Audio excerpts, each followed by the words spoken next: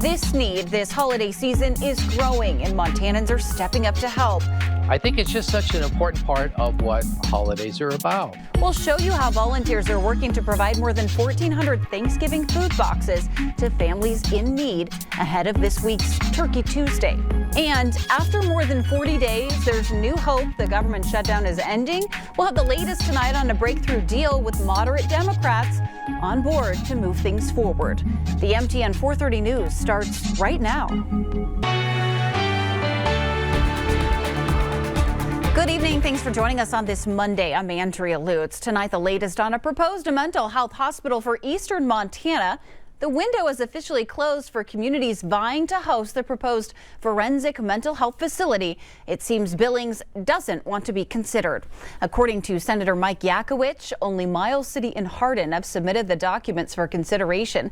Columbus and Laurel did not get their bids in, and Billings is sitting this one out, saying they aren't ready to take on the project. Billings Mayor Bill Cole's office told the city isn't ready to apply, saying doing so would imply a level of readiness and commitment that doesn't exist. We're going to have a full story on this tonight coming up at 5:30. The need this holiday season is growing. Montanans are stepping up to help. For 3 decades, Turkey Tuesday has been a holiday tradition, bringing together volunteers to make sure families have a Thanksgiving meal.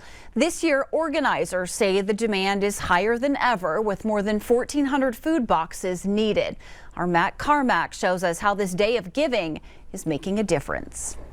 Thanksgiving is right around the corner, and that means Q2's annual Turkey Tuesday. I think it's just such an important part of what holidays are about. The positivity of Turkey Tuesday is just to see how the community comes together to support our neighbors in need. That support is extra important this year as the government shutdown continues to bring federal food assistance to a grinding halt. In October, our average daily rate was about 160 individuals who were coming through. Right now, we're seeing about 200 families who are coming through. So we definitely have seen an increase. As inflation continues to rise and lines at food banks continue to grow, one Billings man has found a ray of hope. Being thankful I found a place to live. He's been coming to family service for over a decade to receive one of their Thanksgiving holiday boxes. I came here a few times when I was homeless, but since I moved in with her about 10 years ago, I've been coming here every week. It's what Turkey Tuesday is all about, gratitude and giving back. It's been really inspiring to see how the communities come together to support us. Since SNAP benefits didn't roll out as usual on November 1st, Family Service says they've seen a 25% increase in demand. Now they're looking to Q2 to help bring in 1,000 turkeys this year to feed 1,200 families. And right now, we do need the support more than ever.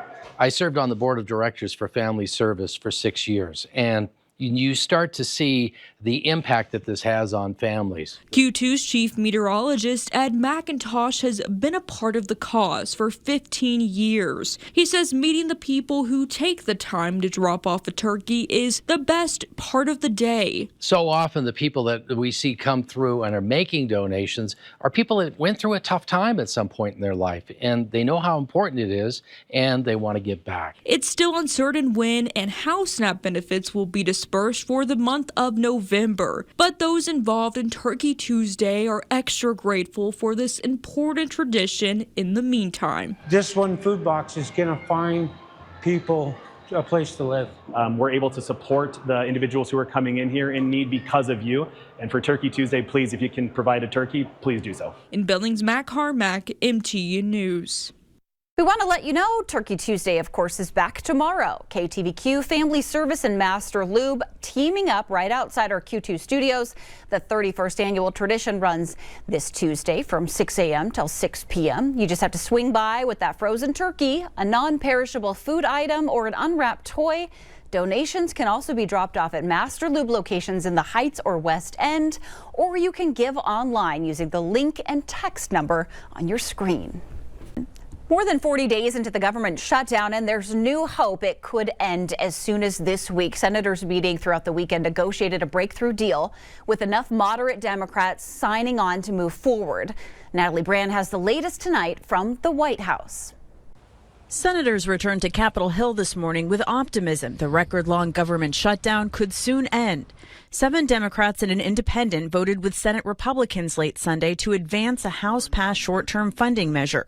The motion upon reconsideration is agreed to. Under a compromise deal negotiated by moderates, that bill would be amended to fund the government through January, reverse shutdown-related federal layoffs, and guarantee back pay to all federal employees.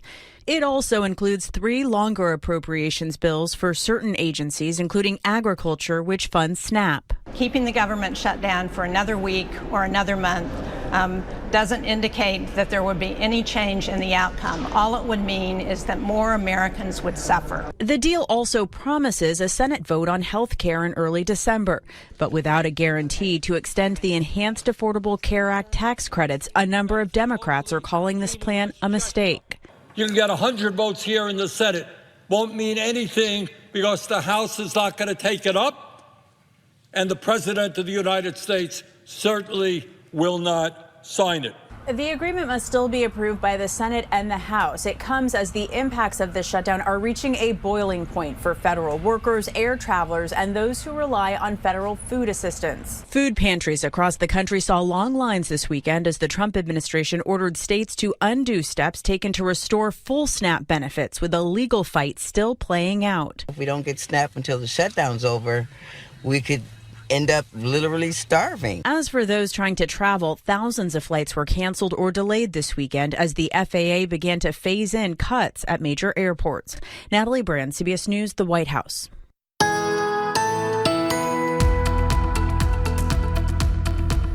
Well, the big picture is very familiar at this point. We've got a disturbance coming in from the west, high pressure area warming us up today, despite the fact that we've seen this cloud cover coming down off the mountains and pushing across the eastern plains throughout the day. Even a chance of a few showers around Miles City. We're kind of watching you on that. But the winds have been the big story. Top wind gusts today. How about Cut Bank at 67? At the Livingston Airport, 59 miles per hour. And then winds are starting to spill a little bit into the eastern plains. If we zoom down just a little bit, some of those gusty winds right down the east slopes of the Rockies all the way towards Livingston have been close to 70 miles per hour at times. Not done with the wind yet. The forecast coming up.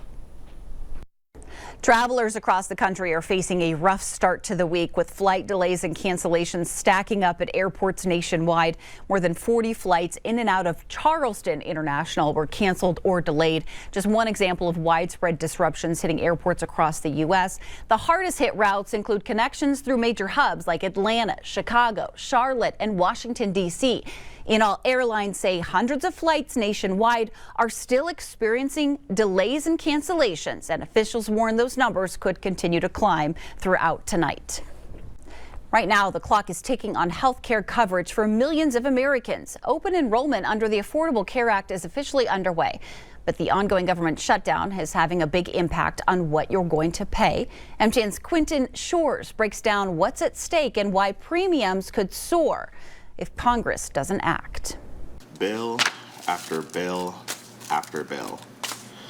Oof. I thought health insurance was confusing enough.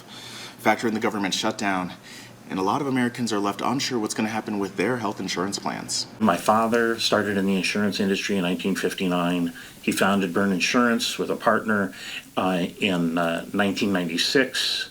So our family has been providing health insurance and answering complicated health insurance questions for 55 years. Fourth-generation Montanan and president of Byrne Insurance, David Byrne, sat down with me to simplify some of the complex topics that surround insurance amidst the government shutdown. To start off, we have to understand the idea of risk pooling in insurance. If there's a city of 200,000 people and one of them's going to have a heart attack, and you know somebody's going to have a heart attack, and you don't know who. So everybody pays $1,000 a year to make sure that the one guy that has a heart attack gets covered. Now take that concept, and instead of $1,000, it's $100 a year because you're paying a premium for a service like an annual doctor's visit or prescription. You may not pay then and there, but you will pay it with the premium. If it's not risk pooling, then if everybody's doing it, then it's going to get baked into the premium. Now, the cost of premiums goes up every year. In a good year, it'd be 5 to 7% or even around 10. But this year, it's 20-25%. And this is due to a number of factors like general inflation, staffing shortages, and higher prescription drug cost. But the increase has been tied to the shutdown, and many fear how it will impact their health insurance plans, but may be surprised to learn that. It's not really affecting them very much. These plans are generally figured out a year or more in advance, and so they're pretty much preset for the prices. For those on Medicare, their plans are generally unaffected by the uncertainty surrounding the Affordable Care Act and government shutdown. If individuals, seniors, want to call us to get assistance in figuring out Medicare and how it gradually changes over the years and wants us to help them re-examine which plans they're on, we're here. Additionally, enrollment for the Affordable Care Act isn't opened up as of November 1st, so the laws that affect it are still in effect for the time being. They just need to be aware of their earnings and if they are over 400% of the federal poverty level. If they wander over that 400% threshold, they could be stuck with a really ugly surprise. To learn about where you stand on the threshold, you can go to the link in our website. In Great Falls, Quinton Shores, MTN News.